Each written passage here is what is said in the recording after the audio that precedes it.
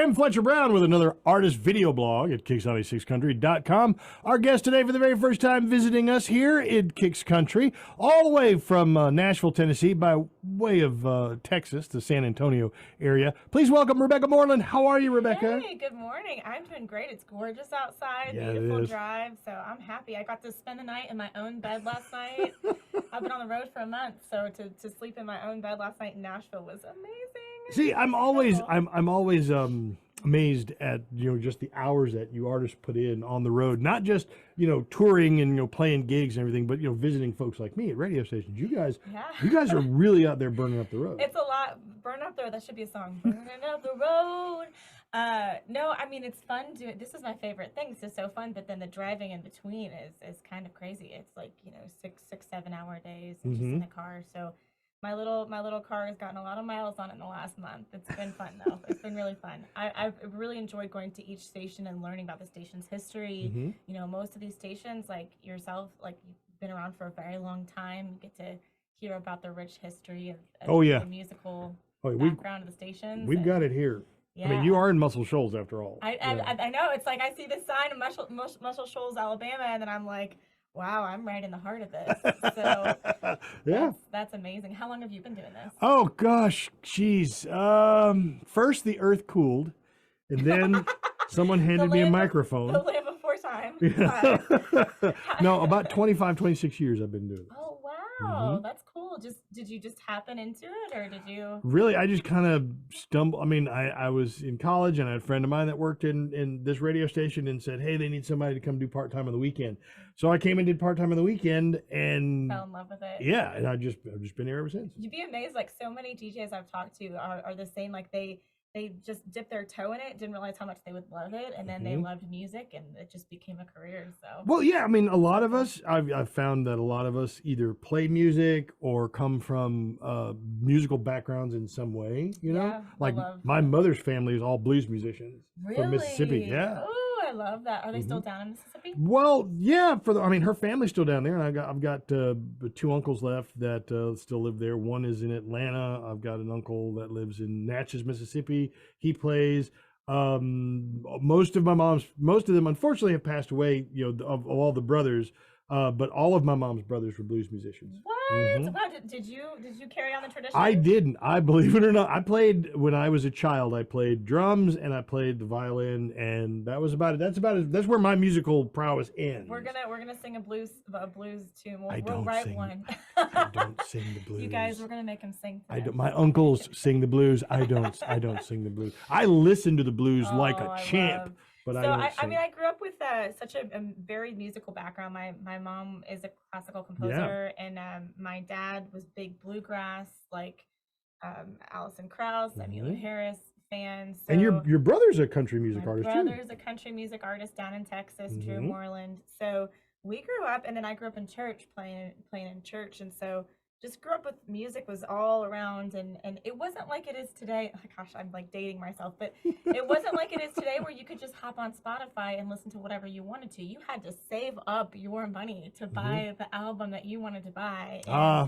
Those long gone days of saving up your money to buy the album. I remember them well. Gosh, well, and then it's always funny when people say, well, like, what musicians did you love the most? I'm like, well, whatever I could get my hands on. Like it wasn't always a choice like it is now. Oh, I'm gonna explore this genre.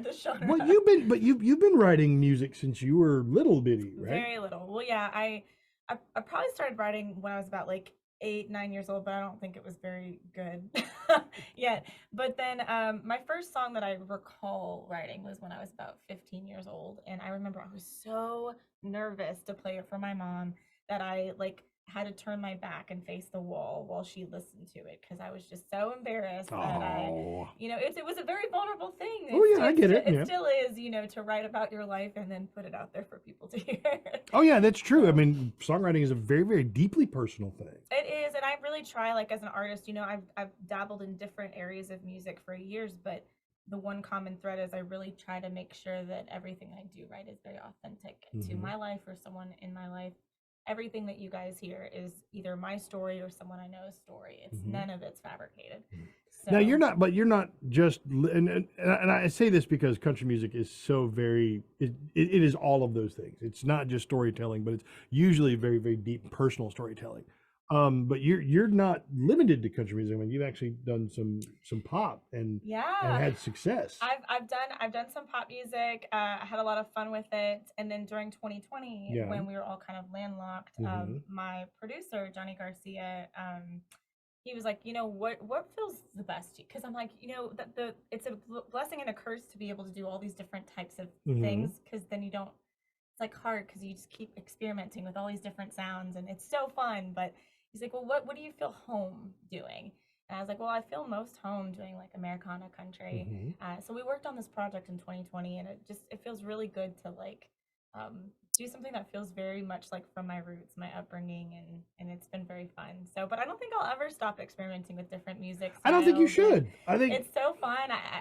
I'm obsessed with like new artists and different genres, and sometimes like in the car I'll just listen to instrumental music. Hmm. I think different moods give you different sounds that you want to portray. Well, I think you have a very honest approach to music, and if whatever you're feeling, if it's pop, if it's country, if you're feeling a little rock or bluegrass, it's like I say, lean that way. Do it. All right. I feel like if it's funny, like Dolly Parton, you think of Dolly and you think, okay, here she's got her very specific style, but she's in some EDM songs now. Yes, Have you heard this? I have. Yes. And it's wonderful. It is It's wonderful. just Dolly can do anything. She really can, and I love it. And Jack White's another. Hmm. I feel like as long as even Taylor Swift, if you really go with your authenticity and where you're at, I think you can't go wrong. 'Cause I think people if are Pat gonna. Boone can record a metal album, because he did, it's been like 20 years ago, but if Pat Boone can record a metal album, You I can. mean, you can do The anything. sky is the limit. I It think the one thing you'll is. never probably hear me do is rap.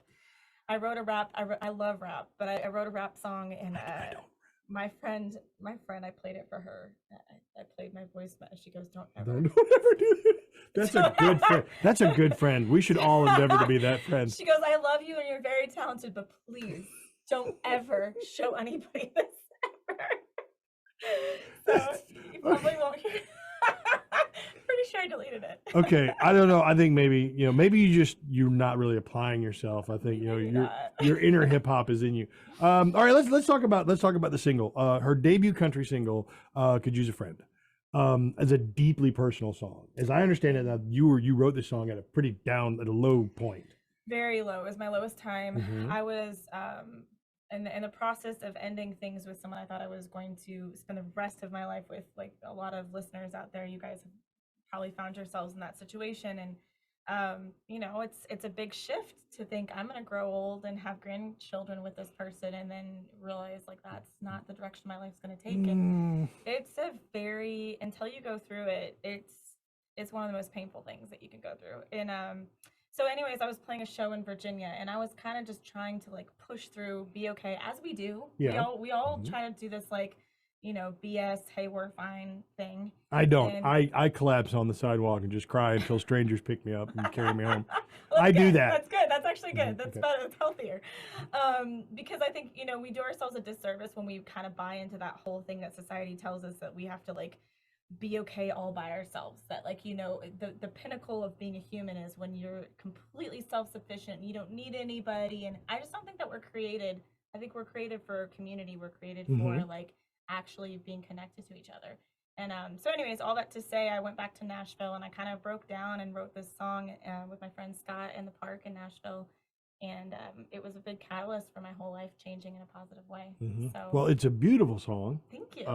By the way, I think if you get a chance to hear "Could Use a Friend," please, make sure that you find Rebecca and tell her, how you connect to the song, or how the song connects to you. I think it's one of those, and you actually encourage people to like, call in and say, hey, this is my story, and Yes, how I connect to that song.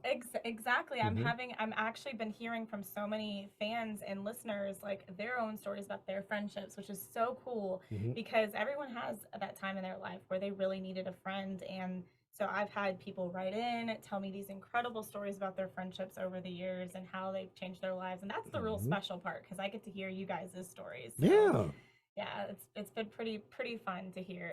I met this adorable best friend little duo that you guys, they've been friends for 50 years. Oh, wow. 50. Okay. And they were just sitting there having lunch together, and I was, talking to the audience, and we're talking through this song, kind of sharing what we're sharing about this. And they shared a little bit of their friendship story. I was like, so you know where the bodies are buried? Like, you guys can't, you can't turn each other in. Like, you've seen everything at that point. 50 years of friendship. That's insane. So that's a beautiful thing. Those are the greatest friends, though. Those really are the ones that you count in decades. In decades, and it doesn't matter. Like, if time passes and you get back with that friend, all of a sudden you just pick up right where you left off. Very rare to find that. So the song Could Use a Friend is as much about friendship and being there as it is about heartbreak. Well, yeah, because it's, the setup for the verses and stuff is just like, I'm so alone, I'm so isolated and feeling so alone. And then if you listen to the bridge, it's talking about how, like, it's really, I hate to say this, really my fault, because it's like, I've been so strong for so long, I've been holding it in. It's like, I had this responsibility to open up to the people around me that cared about me, and I was too scared to do it. So the song kind of twists at the end, and it's like, okay, I'm going to open up and just say that you won't let me down. You'll be there for me. Oh, that's a beautiful lesson, and it's one that I think everybody has probably been in that situation more than once in their life, and may have never actually acknowledged that truth. Yeah, a lot of times we say, well, no one's going to care. Everyone's going to let us down. No one's going to understand. And you know what? There are those people that are going to let you down, and they're not going to understand. But we, you never know until you open up. You never know until you just take that step forward and say, I'm going to trust you here. And when I did that in my own life, wow, my whole life really started to change. So I just encourage anyone who's listening out there who feels like they're going through a hard time to just not be afraid to reach out to a friend and say, hey, I really need to talk. Yeah, and you feel free to share your stories with us. I love a good story, and I know Rebecca's looking for good stories. Yeah. So if somebody out there has heard the song or is just really intrigued by all this, here's the song and feels moved to, how do they find Rebecca Moreland on the internet? Oh, that's a great question. So I'm not super cool on TikTok yet, trying to get there, but I'm on Facebook and I'm on Instagram. And so generally what people have been doing is they'll find me on Instagram, Rebecca Moreland, like I want more land. Which I do. I just bought a house in Nashville, so I guess like my name is it equals my dream. But yeah, if you find me on Instagram, what a lot of listeners have been doing is just DMing me, telling me their stories, and like if you give me permission, I'll share too the stories of your friends, and people have even shared pictures. And yeah, really incredible, life-changing stories that I've gotten to hear. Yeah. Right now, my best friend is my dog. He and I, we're thick as thieves. Does he tell your secrets then? He doesn't, because he knows better. Because he can't talk. Here's the thing. I do believe it's true that like a dog is a man's best friend, but here's my issue with that. Like my dog is definitely like one of my closest friends. Love her to death, but I do feel like she would turn me in for a steak. Like, I feel like she's loyal unless there was a steak involved, and then I don't feel like she would be there for me. Like on it, let's be honest. If you feel like there was a steak and then there was your dog and you.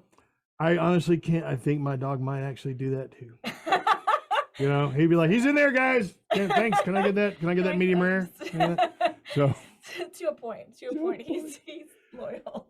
I've always wondered about that, though. I'm like, a dog can be bribed by me. It can be. Rebecca Moreland is our guest, and we're going to look for a live performance from her. We're going to see if we can get her to play a song for us here. So look for that elsewhere here on our YouTube channel. Rebecca Moreland's single is her debut country single, Could Use a Friend. Great song. It's beautiful. And please find her on social media. Send her your story. Rebecca, thanks for coming in. Thanks for having me. This has been fun. Thank you guys for listening. And we'll see you next time on another artist video blog here at Kicks96country.com. 'Cause everybody's let me down. My whole